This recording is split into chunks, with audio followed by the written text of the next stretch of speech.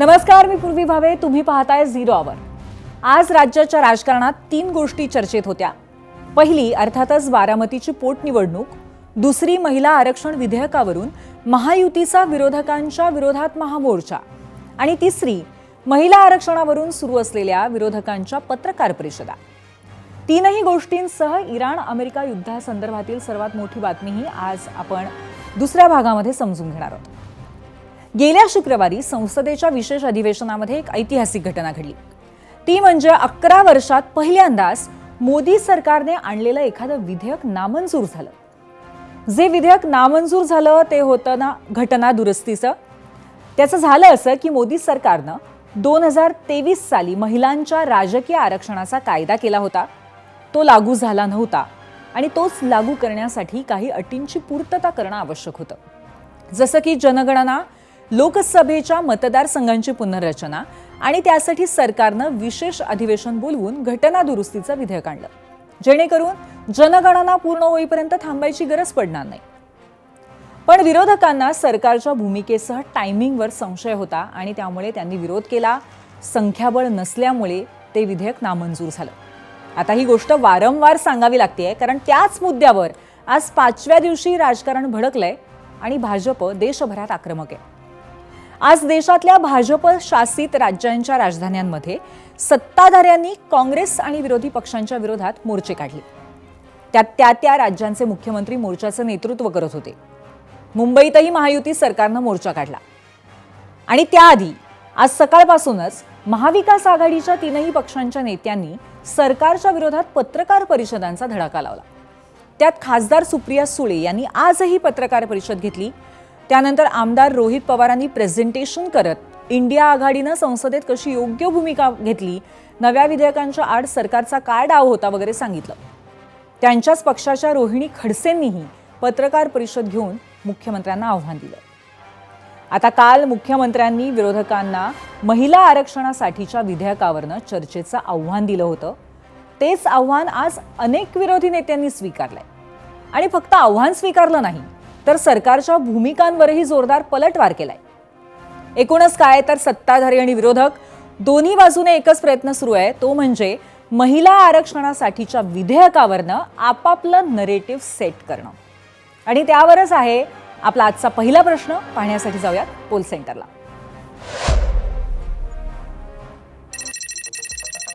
महिला आरक्षणावरनं सत्ताधाऱ्यांसह विरोधकांच्याही पत्रकार परिषदांचा धडाका. कोणाचं नरेटिव्ह यशस्वी ठरेल असं वाटतंय?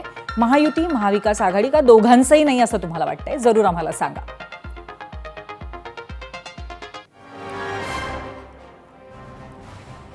महिला आरक्षण विधेयक लोकसभेत नामंजूर झालं. त्यानंतर भाजपनं देशभरात इंडिया आघाडी आणि प्रामुख्याने काँग्रेस विरोधात रान उठवायला सुरुवात केली आहे. मुख्यमंत्री देवेंद्र फडणवीस हे महिला आरक्षण विधेयकाच्या समर्थनासाठी स्वतः मैदानात उतरलेत. महिला आरक्षण विधेयकावर विरोधकांकडनं कुणीही आपल्याशी चर्चा करावी असं खुलं आव्हानच मुख्यमंत्री फडणवीसांनी काल दिलं होतं. त्यावर शरद पवारांच्या राष्ट्रवादी काँग्रेसच्या खासदार सुप्रिया सुळेंनी त्यांचं आव्हान स्वीकारलं. मुख्यमंत्र्यांसोबत आपण विनम्रपणे चर्चेसाठी तयार असल्याचं त्यांनी म्हटलं. मुख्यमंत्री सांगतील त्या ठिकाणी आम्ही चर्चेसाठी जाऊ असंही खासदार सुप्रिया सुळे म्हणाल्या. मग काँग्रेस खासदार प्रणिती शिंदे यांनीही आपली भूमिका मांडली. आधीच मंजूर झालेलं महिला आरक्षणाचं विधेयक 2 राज्यांमधल्या निवडणुकांच्या पार्श्वभूमीवर पुन्हा आणण्यात आल्याचा आरोप त्यांनी केला. महिला आरक्षणाच्या विधेयकाच्या आडून मतदारसंघ पुनर्रचना, घटना दुरुस्ती विधेयक आणण्याचा तो प्रयत्न असल्याचाही मुद्दा प्रणिती शिंदेंनी मांडला. त्यामुळेच एनडीए सरकारच्या बचावासाठी मुख्यमंत्र्यांनाही मैदानात उतरावं लागलं असा आरोप त्यांनी केला. त्यानंतर भाजप महिला मोर्चाच्या अध्यक्षा आणि आमदार चित्रा वाघ यांनी मुख्यमंत्र्यांनी त्यांच्या समकक्ष नेत्यांना चर्चेचं आव्हान दिलंय असा मुद्दा मांडला आणि सुप्रिया सुळे आणि प्रणिती शिंदे यांचं महत्त्व कमी करण्याचा आपल्या पद्धतीने प्रयत्न केला. शरद पवारांनी मुख्यमंत्र्यांची चर्चेची तयारी दाखवली तर मुख्यमंत्री त्यांच्याशी बोलू शकतात असंही चित्रा वाघ यांनी सुचवलं होतं. आपण या साऱ्या घटनाक्रमानुसार फडणवीस, सुप्रिया सुळे, प्रणिती शिंदे आणि चित्रा वाघ यांनी नेमकं काय काय काल म्हटलं आपण पाहूयात. मी तर आज त्यांना ओपन चॅलेंज देतो. ओपन चॅलेंज की माझ्या स्तरातल्या कुठल्याही त्यांच्या नेत्यांनी माझ्यासोबत महिला विधेयकाच्या संदर्भात ओपन डिबेट करावी. ओपन डिबेट की याच्यामध्ये काय चूक आहे, या पद्धतीत काय चूक आहे, याच्यावर ओपन डिबेट करावी. ते करणार नाहीत, करू शकत नाहीत. मैं बड़ी विनम्रता से कहना चाहती हूँ कि माननीय मुख्यमंत्री जी वो मेरे से ज़्यादा व्यस्त है. वो जहाँ कहेंगे मैं खुद पहुँच जाऊँगी और एक अच्छी चर्चा हो सकती है. मैं बड़ी विनम्रता से दिल्ली की सारी बात माननीय मुख्यमंत्री से बड़ी विनम्रता से मैं उनको कभी भी कह सकती हूँ जब उनको टाइम हो. तुमच्या सगळ्या मुख्यमंत्र्यांना बसवा. चला, योगीजी असतील, फडणवीसजी असतील, सगळे मुख्यमंत्री, प्राईम मिनिस्टर आणि आम्ही काँग्रेसच्या फक्त महिला तुम्हाला आम्ही उत्तर देऊ आणि तुम्हाला आणि डिबेटला आम्ही चॅलेंज करतो तुम्हाला. देवेंद्रजींनी त्यात हे म्हटलंय की माझ्या समकक्ष जे नेते असतील त्यांच्यासोबत मी डिबेट करायला तयार आहे. समकक्ष. मुख्यमंत्री देवेंद्र फडणवीसांच्या बचावासाठी भाजप महिला मोर्चाच्या अध्यक्षा चित्रा वाघ मैदानात उतरल्या खऱ्या, पण विरोधी पक्षांच्या नेत्यांनी थेट फडणवीसांच्या मुद्द्यालाच हात घालून त्यांच्यासमोर नव्याने प्रश्न उपस्थित केले. सुप्रिया सुळे आणि प्रणिती शिंदे यांनी तुमचं आव्हान स्वीकारलंय ना, मग महिलांनी उत्तर दिल्यावर तुम्ही त्यांना तुच्छ समजता का? तुमचा स्तर तुम्ही श्रेष्ठ दाखवताय, मग तुमचा स्तर ठरतो तरी कसा? असे प्रश्न ठाकरेंच्या शिवसेनेच्या नेत्या सुषमा अंधारे यांनी उपस्थित केले. शरद पवारांच्या राष्ट्रवादी काँग्रेसच्या महिला विभागाच्या अध्यक्षा रोहिणी खडसे यांनीही या वादात उडी घेतली. सुप्रिया सुळे आणि प्रणिती शिंदेंनी मुख्यमंत्र्यांचं चर्चेचं आव्हान स्वीकारलंय याकडे बोट दाखवलं. दूध का दूध पाणी का पाणी होऊन जाऊ देत असं त्या मुख्यमंत्र्यांना उद्देशून म्हणाल्या. मुख्यमंत्री महिला आरक्षण विधेयकावरती चर्चेचं आव्हान कसं देऊ शकतात? आम्ही लोकसभेत चर्चा केली नाही, मग काय झांजा वाजवत होतो का, असा थेट सवाल राऊतांनी मुख्यमंत्र्यांना उद्देशून केला. तर माजी मुख्यमंत्री उद्धव ठाकरे यांनी दिवंगत भाजप नेते अरुण जेटलींनी त्यांच्या हयातीत मांडलेल्या मुद्द्याकडे बोट दाखवून फडणवीसांसमोर प्रश्न उपस्थित केला. सुप्रियाताई सुळे आहेत, दुसऱ्या पक्षातले अनेक नेत्यांनीही त्यांना आव्हान केलेलं आहे की आम्ही डिबेटला तयार आहेत. विरोधी पक्षातले जे ज्येष्ठ नेते आहेत ह्या सगळ्यांबरोबर देवेंद्र फडणवीस साहेबांनी डिबेटला बसावं आणि दूध का दूध पाणी का पाणी हे महाराष्ट्रासमोर होऊन जाऊ द्या ना एकदा. तुम्ही सुप्रियाताई आणि प्रणितीजी दोघी जणी बोलल्यावर छे छे तुम्ही काय पवार साहेब बोलले पाहिजे म्हणजे महिलांनी उत्तरं दिल्यावर तुम्ही त्यांना तुच्छ समजताय. तुमचा स्तर तुम्ही श्रेष्ठ दाखवताय. मग तुम्ही म्हणाल की माझ्या स्तरावरच्या लोकांनी, तुमचा स्तर कसा ठरतो? वर्णश्रेष्ठत्वाने ठरतो की पदाने ठरतो? त्यांनी स्वतःला एक स्तर, स्वतःची एक लेवल स्वतःच सांगितलेली आहे. ती कोणती? की मला ह्या लेवलचा माणूस चालेल. आता त्यांनी त्या लेवलची माणसं किंवा ती लेवल काय आहे, आता भारतीय जनता पक्षामध्ये काय लेवल आहेत मला माहीत नाही, आणि ते भारतीय जनता पक्षामध्ये कोणत्या लेवलला आहे त्यांनी बोलताना भान ठेवलं पाहिजे. कोणत्या लेवलच्या गोष्टी करताय तुम्ही? लेवल माझ्या लेवल एवढं तू शरद पवारांची लेवल घ्यायला देवेंद्र फडणवीसांना 100 जन्म घ्यावे लागले. लेवलच्या गोष्टी करू नका. आणि चर्चा काय सांगताय की चर्चेला तयार आहे, मग लोकसभेत काय आम्ही झांजा वाजवत होतो? लोकसभेतली चर्चा त्यांनी स्वतः ऐकावी. लोकसभेत झालेली चर्चा या विषयावरची आणि त्या चर्चेनंतर नरेंद्र मोदी आणि अमित शहांची उडालेली फफ ते पाहावं. पण अरुण जेटली सारखा एक माणूस, जबाबदार माणूस, त्या लोकसभेत त्यांनी म्हटलेलं आहे, त्यांचं भाषण आहे ते रवीश कुमारांच्या त्या एपिसोडमध्ये बघा. आणि मग देवेंद्र फडणवीसांना सांगायचं आहे की आज तुमच्या भाजपात अरुण जेटलींच्या पातळीचा कोणी नाही. हे देशाचं नव्हे तुमचं दुर्दैव आहे. पातळीचा इकडे प्रश्न नाही आहे. पातळी एवढ्या खालच्या पातळीवरती आम्ही येऊच शकत नाही. तर अशा पद्धतीने या मुद्द्यावरनं सत्ताधारी आणि विरोधक सध्या आपापलं नरेटिव्ह सेट करतायत. ही सगळ्यात पहिली घडामोड होती आजची. आता दुसऱ्या घडामोडीकडे वळूयात. बारामतीतल्या पोटनिवडणुकीत सुनेत्रा पवार यांच्या प्रचारासाठी महायुतीच्या वतीनं आज सांगता सभा आयोजित करण्यात आली होती. या सभेत शरद पवारांच्या राष्ट्रवादी काँग्रेसच्या खासदार सुप्रिया सुळे यांचा प्रवेश आणि त्यांचा विजेसारखा वावर लक्षवेधी ठरला. पण मुख्यमंत्री देवेंद्र फडणवीस पोहोचण्याच्या आधी त्या आल्या आणि त्याच वेगानं तिथून निघूनही गेल्या. पण लोकसभा निवडणुकीत एकमेकींविरोधात लढलेल्या नणंद भावजाईच्या नात्यातली आपुलकी आणि पवार कुटुंबातला जिव्हाळा या सभेच्या निमित्तानं पुन्हा अनुभवायला मिळाला. अजितदादांचे धाकटे चिरंजीव जय पवार आणि पवार कुटुंबियांचे निकटवर्तीय किरण गुजर हे सुप्रिया सुळेंना व्यासपीठावर घेऊन आले. त्यावेळी सुप्रियाताईंच्या देहबोलीत कमालीचा आत्मविश्वास आणि प्रचंड वेग जाणवत होता. ही प्रचारसभा राजकीयदृष्ट्या प्रतिस्पर्धी महायुतीची असली तरी हा इलाका आपल्या बारामतीचा आहे आणि आपल्यासमोर हजारोंच्या संख्येने बारामतीकर बसलेत याचं भान त्यांनी कायम मनाशी घट्ट धरून ठेवलं होतं. सुप्रिया सुळे आल्या त्यावेळी व्यासपीठावरती छगन भुजबळांचं भाषण सुरू होतं, पण साऱ्यांच्या नजरा त्यांच्या दिशेने वळलेल्या होत्या. उपस्थितांनी टाळ्यांच्या गजरात त्यांचं स्वागत केलं. सुप्रिया सुळे व्यासपीठावरती येताच धनंजय मुंडे आणि दिलीप वळसे पाटलांनी त्यांना उभं राहून अभिवादन केलं. त्यांच्या अभिवादनाचा स्वीकार करून त्या वेगानंच उजवीकडे वळल्या. खुर्चीवरच बसून राहिलेले हसन मुश्रीफ आणि उभं राहावं की नाही या मनस्थितीत अवघडलेल्या सुनील तटकरेंना ओलांडून त्या झरकन पुढे निघाल्या. व्यासपीठाच्या एका टोकाला बसलेल्या हर्षवर्धन पाटील आणि स्थानिक नेते मंडळींची भेट घेऊन त्याच वेगानं व्यासपीठाच्या दुसऱ्या टोकाला निघाल्या. त्याही वेळी सुनील तटकरेंची आपण उभं राहावं की नाही ही मानसिक कोंडी कायम असल्याचं दिसून आलं. सुप्रिया सुळेही त्यांच्या दिशेनं पाहत नव्हत्या, त्यामुळे सुनील तटकरेंचा अवघडलेपण अधिकच जाणवलं. अखेर सुप्रियाताई व्यासपीठाच्या दुसऱ्या टोकाला गाठीभेटी घेऊन वळल्या. त्यावेळी दिलीप वळसे पाटील, हसन मुश्रीफ आणि सुनील तटकरे यांनी उभं राहून त्यांना नमस्कार केला आणि सुप्रिया सुळेंनी त्यांच्याशी आपुलकीनं संवाद साधला. त्यानंतर त्यांनी व्यासपीठाच्या बॅकड्रॉपच्या दिशेने जाऊन अजित पवारांच्या छायाचित्राला अभिवादन केलं.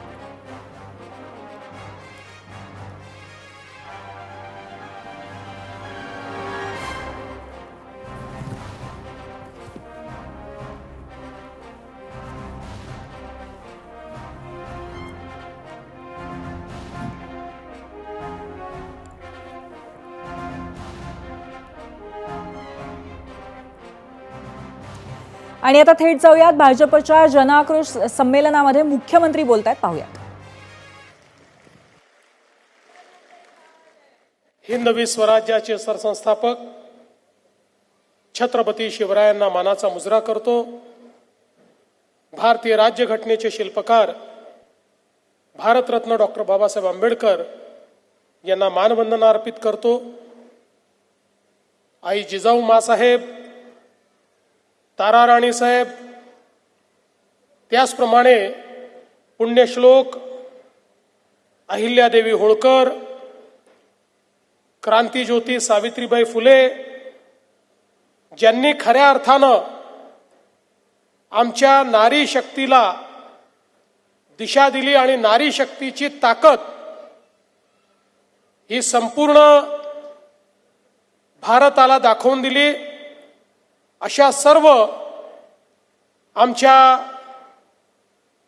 ज्या सर्व प्रतीक आहेत त्यांना मी नमन करतो. आणि आजच्या या अतिशय भव्य अशा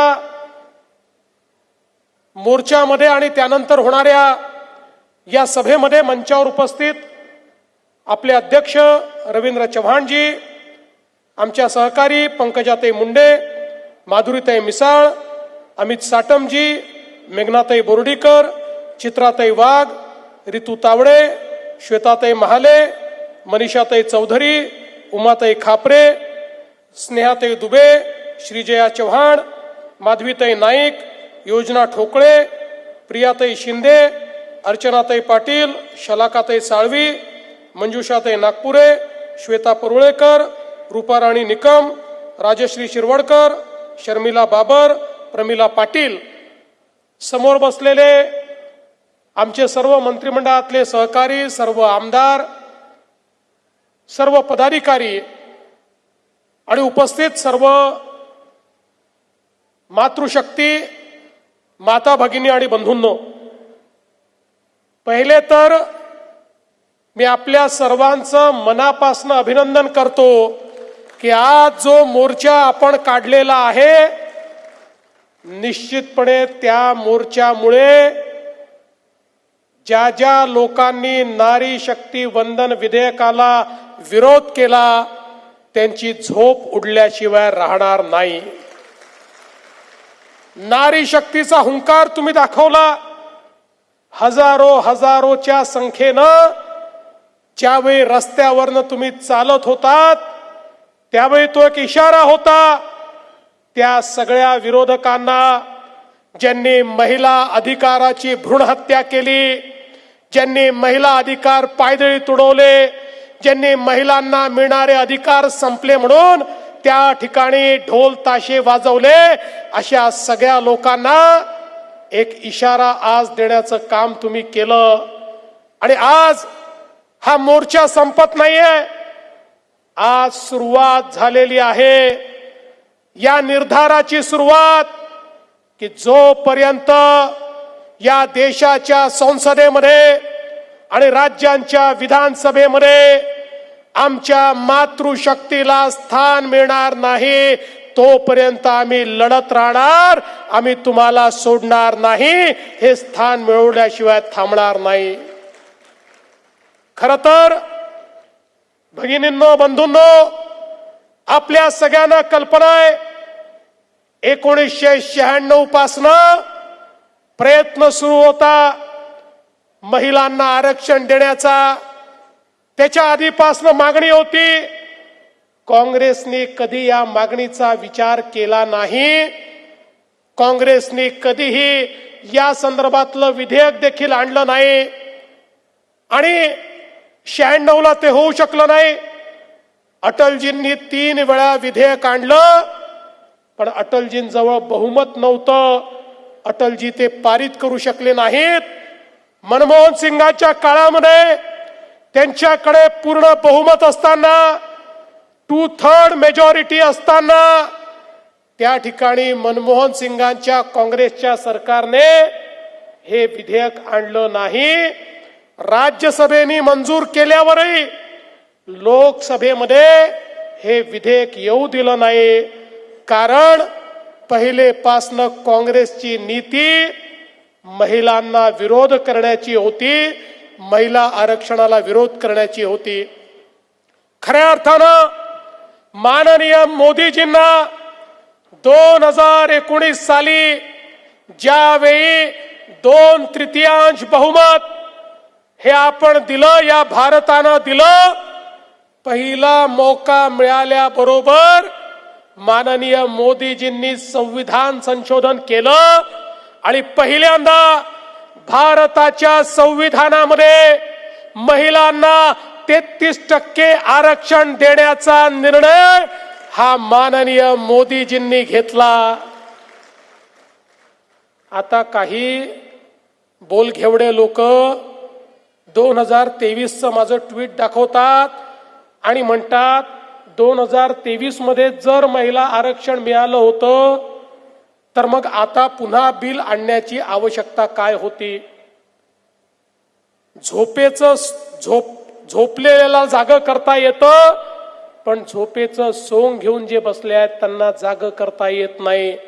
हे झोपेचं सोंग घेऊन बसलेले जे काही लांडगे आहेत, ज्यांना या ठिकाणी महिलांचं आरक्षण नको आहे, त्यांना हे माहिती आहे अरे 2023 साली महिला आरक्षणाचं विधेयक आलं, त्यावेळी त्यांना हे माहिती होतं की एनडीए कडे 2/3 मेजॉरिटी आहे, आपण मत दिलं नाही तरीही बिल पास होणार.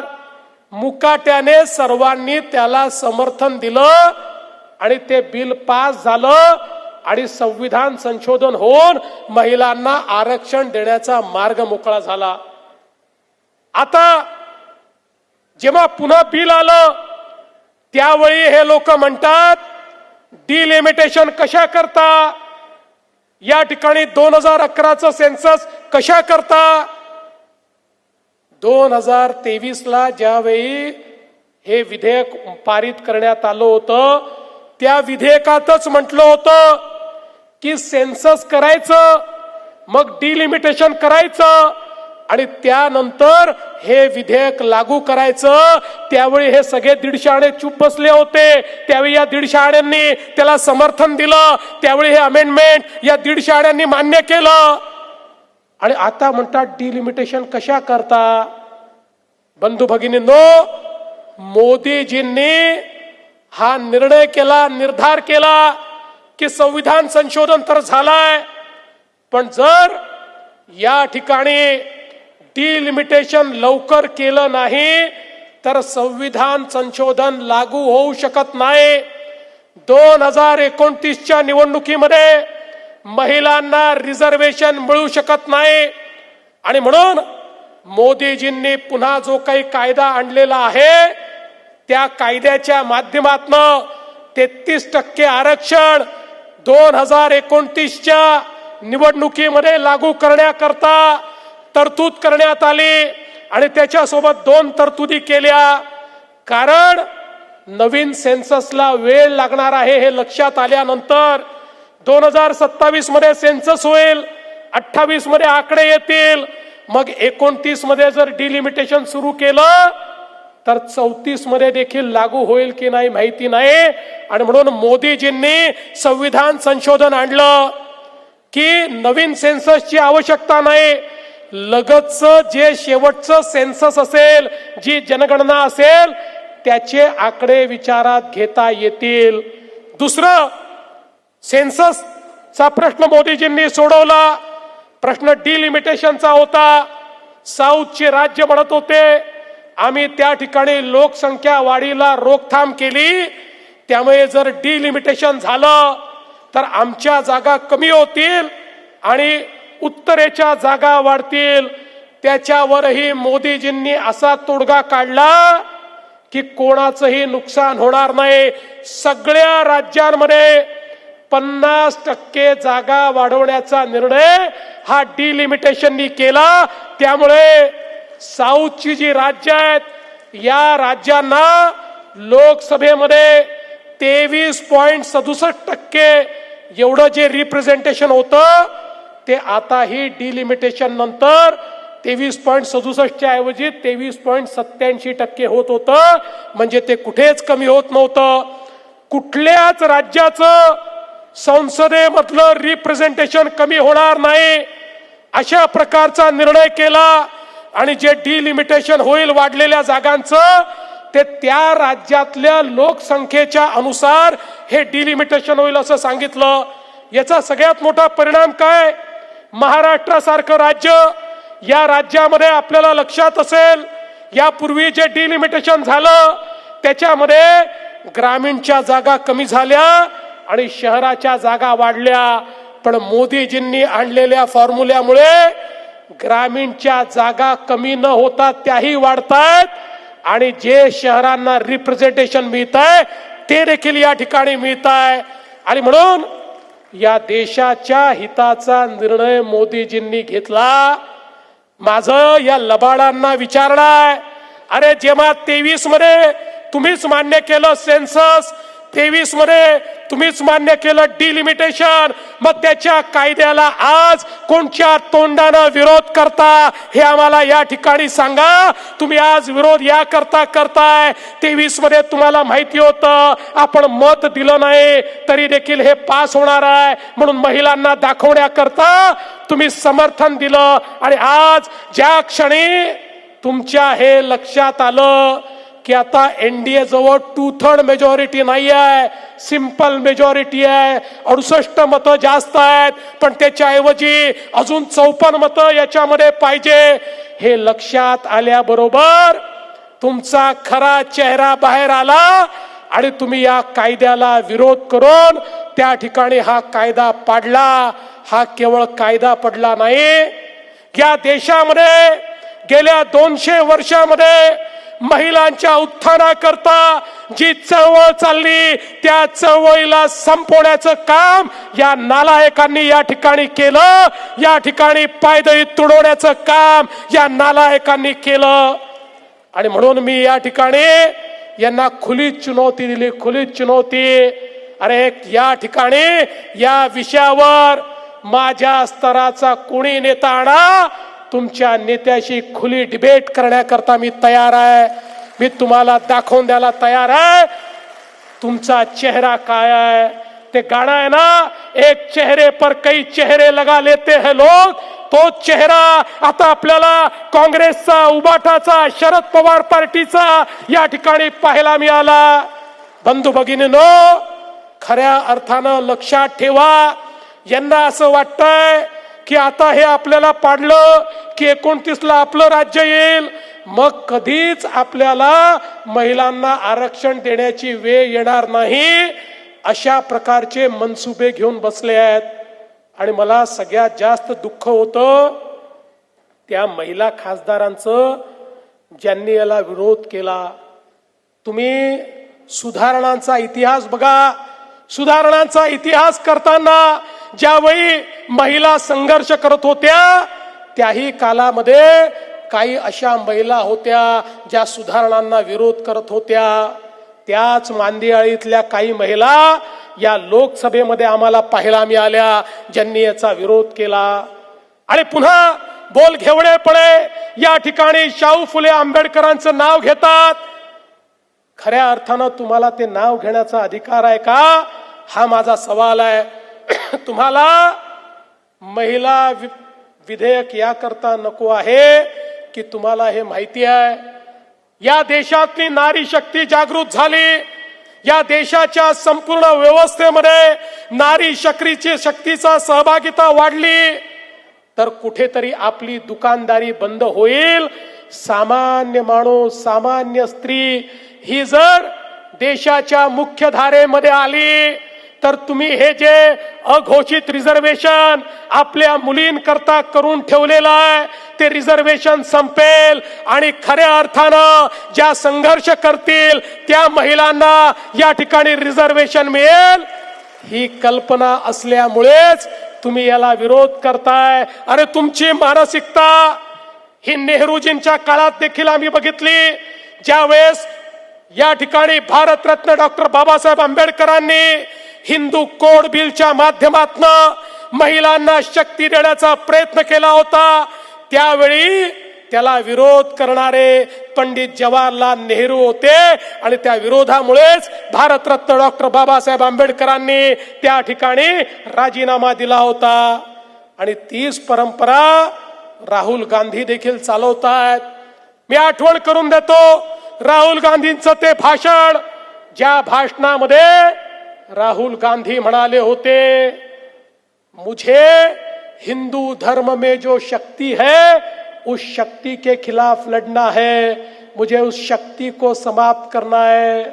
मला सांगा हिंदू धर्मातली शक्ती म्हणजे कोण? हिंदू धर्मात शक्ती कोणाला म्हटलाय? अरे आदि शक्तीला शक्ती म्हटलाय, नारी शक्तीला शक्ती म्हटलाय. हिंदू धर्मामध्ये शक्ती म्हणजे जी खऱ्या अर्थानं महादेवाला ताकद देते ती खऱ्या अर्थानं हिंदू धर्मातली शक्ती आहे. त्या शक्तीचा विनाश म्हणजे नारी शक्तीचा विनाश. तुम्ही लक्षात घ्या, यांच्या मेंदूमध्ये या ठिकाणी नारी शक्तीला संपवण्याची ही जी संकल्पना आहे तीच संकल्पना पुन्हा एकदा आपल्याला या मतदानाच्या माध्यमातून दिसली आहे. आणि म्हणून बहिणींनो आणि भावांनो, मी तुम्हाला एवढीच विनंती करण्याकरता आलो आहे, या ठिकाणी हे जे काही विधेयक पडलेलं आहे याने केवळ महिलांचं आरक्षण थांबलं असं नाही, या देशाच्या विकासाची वाटचाल देखील रोखण्याचं काम या ठिकाणी विरोधकांनी केलंय. कारण आपण बघा, जगाच्या पाठीवर ज्या देशांमध्ये महिलांची सहभागिता आहे तेच जगाचे विकसित देश आहेत. जगाच्या विकासाच्या पाठीवर ज्या देशांनी महिलांना सहभागी करून घेतलं त्यांनी विकास केला. आणि म्हणून मोदीजींनी पहिल्या दिवशीपासनं बेटी बचाओ बेटी पढाओ पासून सुरुवात केली. लखपती दीदी पर्यंतचा हा संपूर्ण प्रवास मोदीजींनी या ठिकाणी केला. आणि त्या माध्यमातनं शेवटी महिलांकरता राजकीय नेतृत्व मिळालं पाहिजे या दृष्टीने ही आरक्षणाची संपूर्ण व्यवस्था उभी केली. आज आपल्या संसदेमध्ये 73 महिला खासदार आहे. हे बिल पास झालं असतं तर 274 महिला खासदार आपल्या संसदेमध्ये दिसल्या असत्या. आणि केवळ त्यांच्यामध्ये वाढ झाली असती असं नाही, तर आमच्या शेड्यूल कास्ट शेड्यूल ट्राईब, आदिवासी महिलांना संधी मिळाली असती. मोठ्या प्रमाणात त्या ठिकाणी आदिवासी आमच्या महिला खासदार झाल्या असत्या. अनुसूचित जातीच्या आमच्या महिला यांच्या संख्येमध्ये देखील या ठिकाणी वाढ झाली असती. पण खऱ्या अर्थानं यांना ती वाढ होऊ द्यायची नव्हती. हे दलित विरोधी, आदिवासी विरोधी आणि या ठिकाणी संविधान विरोधी अशा प्रकारचा यांचा चेहरा हा या ठिकाणी ओपन झालेला आहे. आणि म्हणून तुम्हाला एवढीच विनंती करण्याकरता आलो आहे, एक मोर्चा काढून जर शांत बसलो तर आपल्याला येणाऱ्या पिढ्या माफ करणार नाही. एक मोर्चा काढून शांत बसलो तर महिलांना न्याय मिळणार नाही. आणि जर या 150 लोकांना या ठिकाणी लक्षात आलं की महिलांना आपण दाबू शकतो, एक खेळी त्यांनी यशस्वी केली आहे, पण या खेळीनंतर जर आपण आग लावली नाही तर हे प्रत्येक वेळी महिलांना अशाच प्रकारे दाबत राहतील. हे कधीच महिलांचा विकास होऊ देणार नाही. आणि म्हणून प्रत्येक महिलेच्या मनामध्ये आग जागृत करण्याकरता मैदानामध्ये उतरण्याची हीच ती वेळ आहे, हीच ती वेळ आहे. आणि म्हणून तुम्हाला विनंती करतो, आज सुरुवात झालेली आहे. सुरुवात ही दमदार आहे, पण याच्या पुढे मोठ्या प्रमाणात जागृती करावी लागेल. प्रत्येक महिलेपर्यंत पोचावं लागेल. 1 कोटी महिलांच्या सह्या या ठिकाणी जमा करून राहुल गांधी आणि त्यांचे चट्टे बट्टे यांच्या थोबाडावर त्या ठिकाणी माराव्या लागतील आणि सांगावं लागेल, राहुल गांधी, उद्धव ठाकरे आणि पवार साहेब, नारी शक्तीची ताकद लाडक्या बहिणींच्या माध्यमातून तुम्ही पाहिली आहे. एकदा बहिणी संघटित झाल्या तर तुम्हाला विरोधी पक्ष नेता बनवण्या इतक्या देखील जागा देत नाहीत.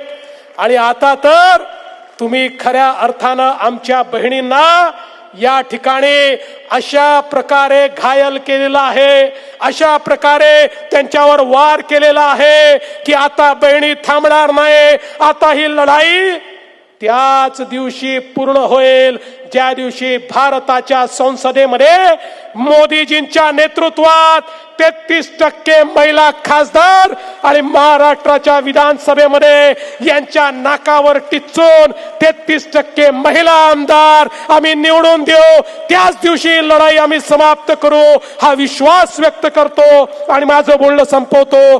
धन्यवाद. जय हिंद, जय महाराष्ट्र. 28 फेब्रुवारीला संध्याकाळी एक बातमी आली आणि ती बातमी होती इराण, इस्रायल आणि अमेरिकेमध्ये युद्ध सुरू झाल्याची. भारतासह जगाला या बातमीने चिंतेत टाकलं. हे युद्ध काही दिवस सुरू राहील असं सुरुवातीला वाटत होतं, पण ते तब्बल 40 दिवस सुरू होतं. त्यानंतर दोन्ही बाजूंच्या हल्ल्यांना एक ब्रेक लागला, पण युद्ध संपलं नाही तर युद्ध विराम झालेला आहे. आणि दोन्ही बाजूंच्या चर्चा यशस्वी झाल्या तर युद्धाला पूर्ण विराम मिळेल या आशेवर सध्या सगळं जग आहे. कारण जगाच्या एका टोकावरती सुरू असलेल्या युद्धाच्या झळांपासून जग काही वाचू शकलं नाही. या युद्धाचा व्हायचा तो परिणाम झालाच. हा परिणाम जगाची अर्थव्यवस्था विस्कळीत करणारा होता. तुमच्या माझ्यासारख्या सामान्य माणसांपर्यंत या युद्धाचं लोण अप्रत्यक्षपणे पोहोचलंच. छोटे मोठे व्यावसायिक, नोकरदार, गुंतवणूकदार, ट्रेडर्स, अगदी तुमच्या आमच्या स्वयंपाकघरातही या युद्धाचं वारं पोहोचलं. त्याचं कारण होतं गॅस. इराण जगभरातील एकूण तेल पुरवठ्यापैकी सुमारे 3% तेलाचा पुरवठा करतो आणि जगातल्या एकूण वायूसाठ्यापैकी सुमारे 16% नैसर्गिक वायूसाठा इराणकडे. या युद्धाचा सर्वात पहिला परिणाम जगाच्या इंधन, तेल आणि नैसर्गिक वायू पुरवठ्यावरती दिसला. त्यातच इराणने हॉर्मुझची सामुद्रधुनीही बंद केली आणि इतर आखाती देशातनं जगाला होणारा तेल आणि वायूचा पुरवठाही ठप्प व्हायची वेळ आली. अजूनही महाराष्ट्रासह देशांच्या काही भागांमध्ये गॅस एजन्सीच्या बाहेर लोक हातात सिलेंडर घेऊन रांगा लावत आहेत.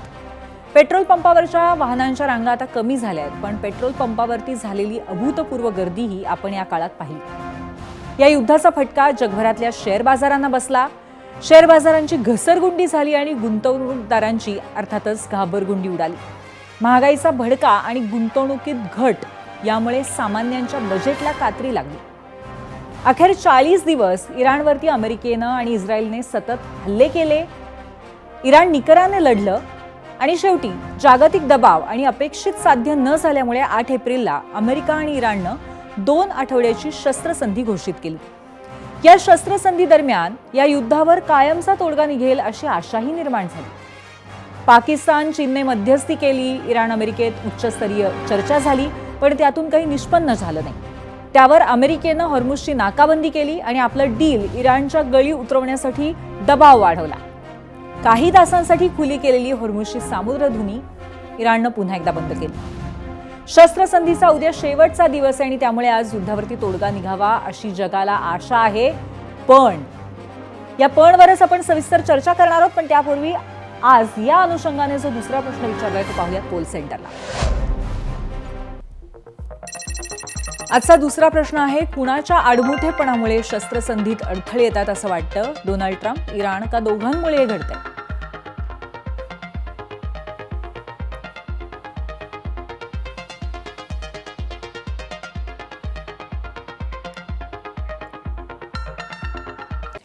आता प्रश्न असा आहे की ही शस्त्रसंधी एक्सटेंड झाली नाही तर इराणवर काय परिणाम होईल? पण भारतावरही त्याचे पडसाद उमटू शकतात आणि हेच जाणून घेण्यासाठी आपल्या सोबत आहेत निवृत्त lieutenant general Sanjay Kulkarni sir. Sir, तुमचं 0 आवरमध्ये स्वागत आहे. एक प्रश्न आहे की जर उद्या युद्धाचा भडका पुन्हा उडाला तर भारतावर काय परिणाम होतील, काय वाटतं तुम्हाला? भारताने we have prepared ourselves. We have 60 days of crude, that is petrol, diesel, aviation oil 60 दिवसाचा आहे. LNG आपल्याकडे ऑलमोस्ट 50 दिवसाचा LNGचा रिझर्व्ह आहे. LPG अबाउट 40 दिवसाचा रिझर्व्ह आहे. प्लस स्ट्रेट ऑफ हॉर्मुझ ब्लॉक होईल हा विचार करून आपलं जे ऑइल आहे, क्रूड ऑइल आहे, भारताने already with USA, with Australia, with Latin America तिथून तेल घेतील. तर we will not be in काय त्याला म्हणतात असं एमर्जन्सी नाही येणार भारतात कमीत कमी 2 महिने तरी. डेफिनेटली 2 महिना काहीच त्रास होणार नाही. अँड ड्युरिंग दिस 2 months हळूहळू आपले रिझर्व्ह पण नॉर्मल जे टँकर्स येत आहेत ते येतच राहतील. तर एवढा रिझर्व्ह 60 दिवसाचा, 50 दिवसाचा, 40 दिवसाचा रिझर्व्ह इज ॲडिक्वेट. तर we should not panic in India. We should not panic at all. Definitely थोडा त्रास होईल पण एवढा त्रास होणार नाही जो बाकी देशांमध्ये होतोय. May be a little bit but not nothing very much. We should be ready. नक्कीच. त्यामुळे परिस्थिती चिघळली तरी सुद्धा पॅनिक होण्याची गरज आपल्या देशवासियांना नाहीये. धन्यवाद सर, आपण चर्चा केली त्याबद्दल. आणि आता याच अनुषंगाने पोलवरती कौल काय दिलाय आपण पाहूयात. जाऊयात पोल सेंटरला. कुणाच्या आडमुठेपणामुळे शस्त्रसंधीत अडथळे येत आहेत? 60,000 मतं आज आलेली आहेत आणि अर्थातच 80% लोक म्हणतायत डोनाल्ड ट्रम्प, इराणकडे बोट दाखवलंय 10% लोकांनी आणि दोघांमुळे असं 10% म्हणतायत. आता पहिला प्रश्न आपण पाहूयात आणि त्याचा कौल सुद्धा बघूयात. तो राजकीय परिस्थितीवरती आहे. महिला आरक्षणावरनं सत्ताधाऱ्यांसह विरोधकांच्याही पत्रकार परिषदांचा धडाका. कोणाचा नरेटिव्ह यशस्वी ठरेल असं वाटतंय? तर लोकांना असं वाटतंय, जनमत असं आहे 57% महाविकास आघाडीचं नरेटिव्ह यशस्वी ठरेल असं लोक म्हणतात. युद्धावर तोडगा काढण्यासाठी 12 एप्रिलला इस्लामाबादमध्ये अमेरिका आणि इराण दरम्यान चर्चेची पहिली फेरी झाली होती आणि 21 तासाच्या चर्चेनंतरही प्रयत्न अपयशी ठरला. युरेनियम साठ्याचा ताबा, इराणच्या अण्वस्त्रांचा अधिकार या मुद्द्यांवरती चर्चा निष्फळ झाली होती. आज या चर्चेची दुसरी फेरी पुन्हा एकदा इस्लामाबादमध्ये होणं अपेक्षित आहे आणि त्यासाठी पाकिस्ताननं तयारी केल्याचंही दिसतंय. या चर्चेसाठी अमेरिकेकडनं JD व्हान्स आणि त्यांचं शिष्टमंडळ पाकिस्तानात येणार अशी माहिती होती आणि इराणकडनं मोहम्मद बागर गलीबफ यांचा सहभाग असण्याचं कळलेलं होतं. परंतु प्रत्यक्षामध्ये काय होतंय हे पाहावं लागेल.